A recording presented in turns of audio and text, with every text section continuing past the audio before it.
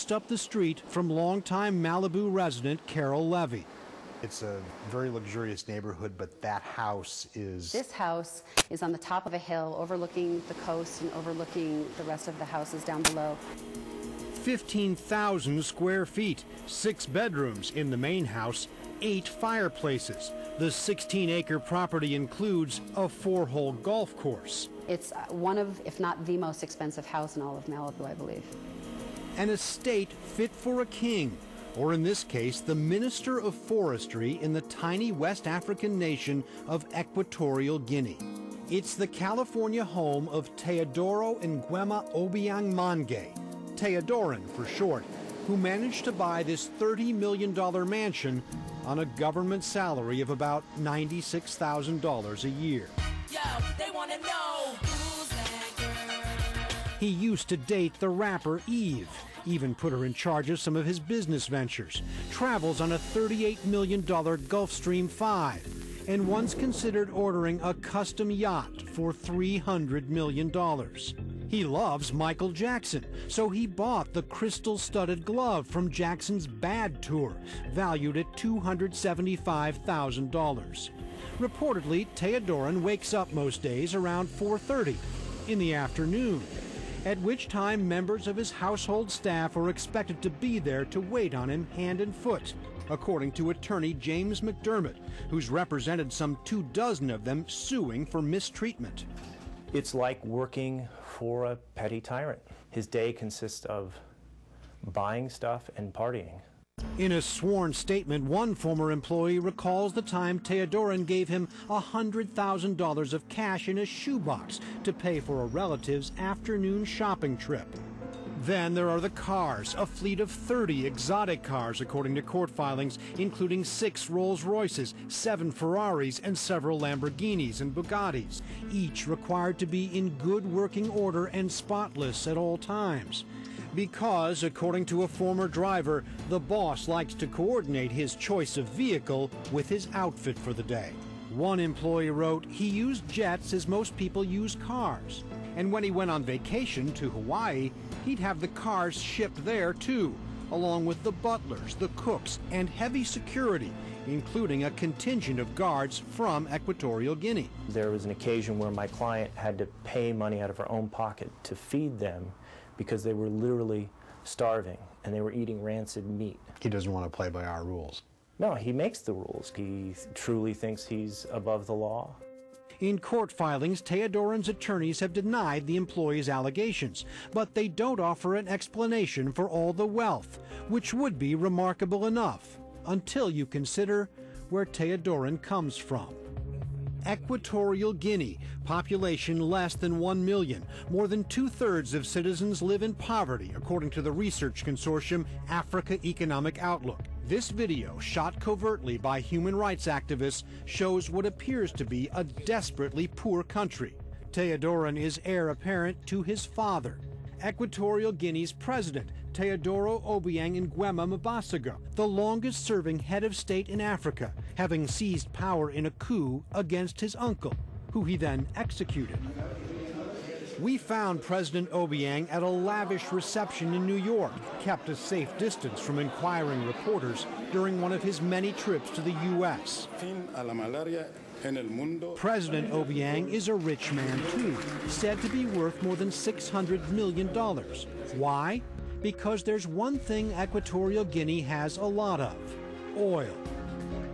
Equatorial Guinea is one of the biggest oil producers in Africa, and it's a major supply of oil to the United States. It has a GDP per capita of more than the UK, Germany and Italy. You know, its people on paper should be incredibly rich. Robert Palmer represents the nonprofit group Global Witness. One statistic that really strikes me is that more children are dying now than in the 1990s before they discovered oil. There was no democracy. There still is no democracy.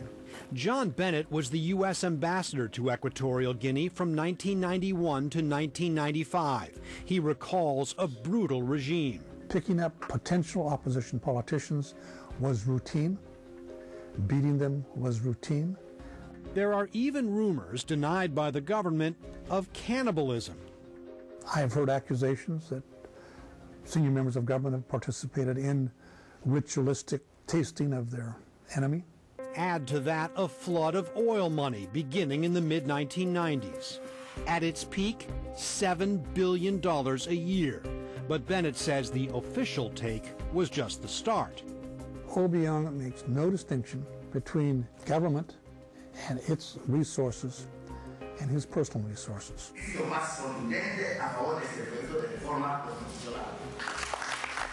Obiang wanted his son to go to the United States and learn English. He already spoke Spanish, which he speaks very well, and French. So he demanded that an American oil company, the now defunct Walter International, pay Teodorin's tuition for an English course at Pepperdine University in Malibu, plus living expenses at the posh Beverly Wilshire Hotel.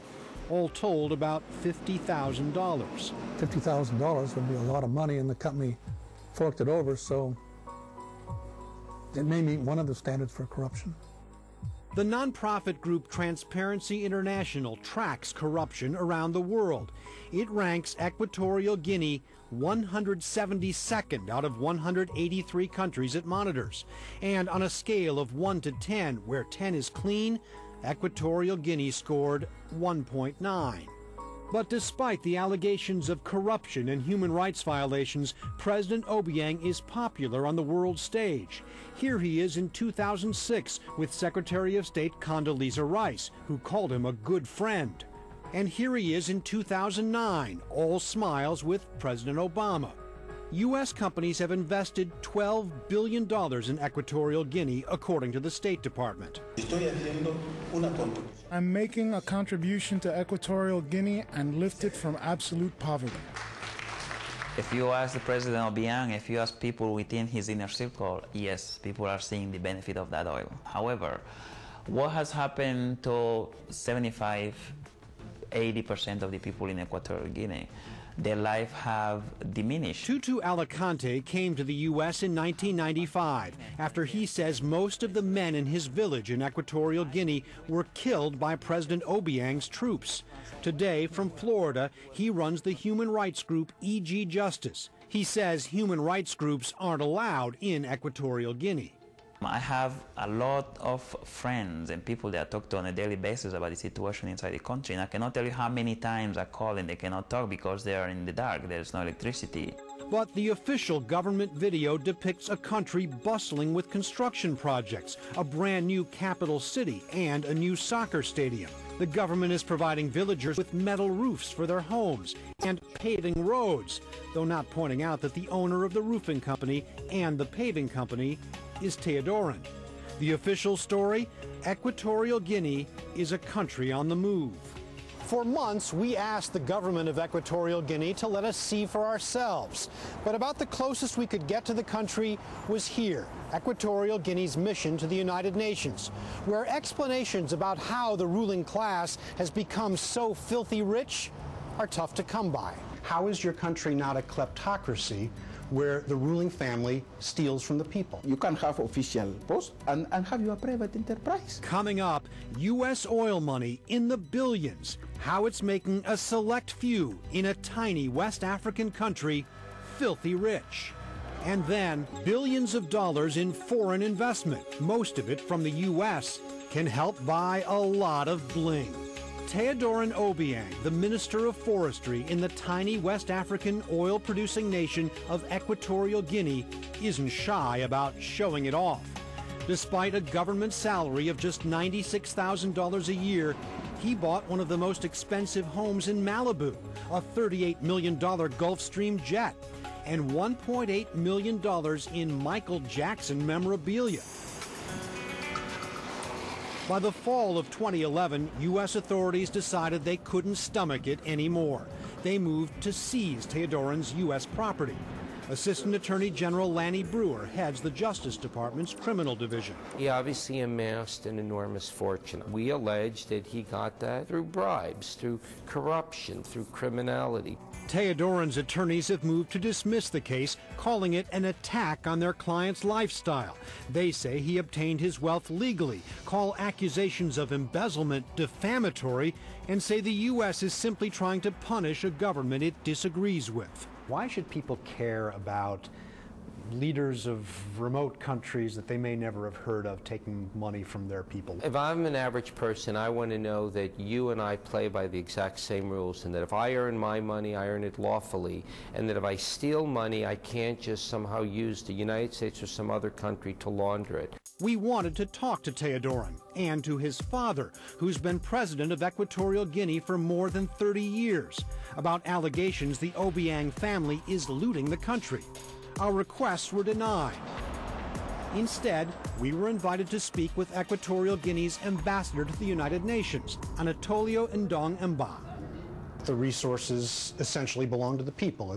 Do I interpret that correctly? The government belongs to the people, and the resources of the country belong to the people. That's the fact. Okay. I'd like to read to you from a legal document that concerns the son of the president, the Minister of Agriculture and Forestry. It says that he was awarded a 20-year concession to harvest timber from approximately 88,000 acres by his father, the president of Equatorial Guinea.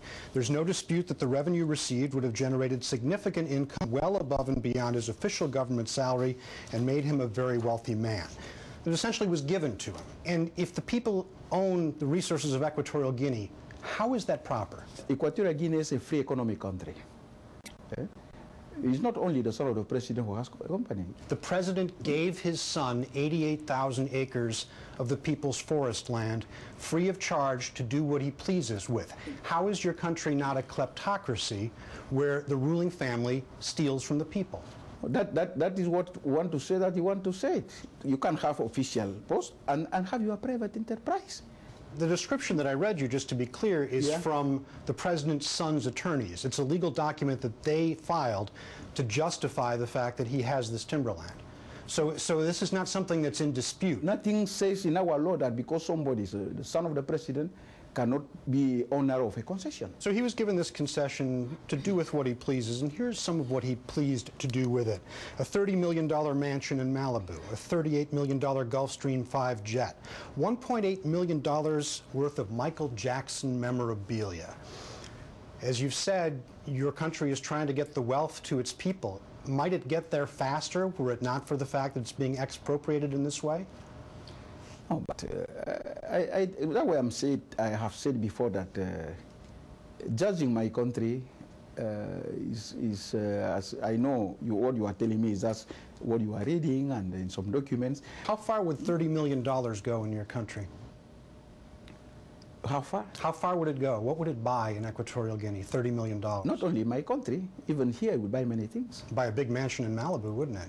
It's free to invest the income of his business, whatever he prefers. The business was given to him by his father, the president. It's not exactly as if he's a self-made millionaire, is it? He managed to manage his business properly. And it was given to him by the president to an Equatorial Guinean, as it can be given to other and gave other many others as Guineans.